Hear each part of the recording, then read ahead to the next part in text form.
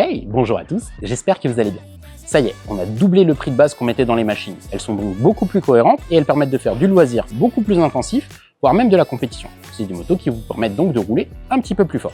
C'est parti! Une position dominée sur ce damier par la Ayrton Extrema Pro.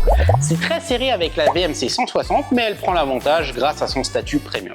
La marque est reconnue, ce qui valorise la revente. Le châssis, dérivé de la version haut de gamme de la marque, en fait une base solide. Suspension Fastace, amortisseur DNM, un ensemble cohérent pour rouler fort en loisir ou débuter sereinement la compétition. C'est une moto évolutive et avec une belle image. C'est une valeur sûre dans ce budget. Retour de la Start de chez YCF, mais cette fois avec la version R. Très représentée dans les catégories stock 125, elle est bien positionnée.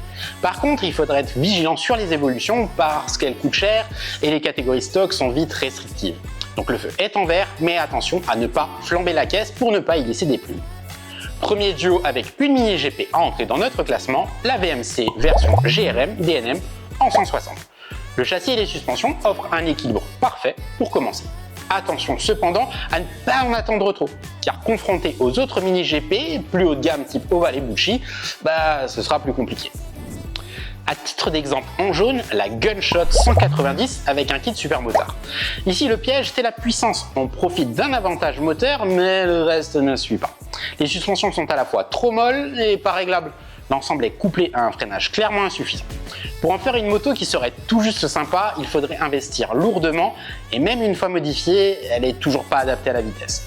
On est donc sur une moto qui peut attirer par sa puissance, mais qui risque de devenir une fausse bonne affaire.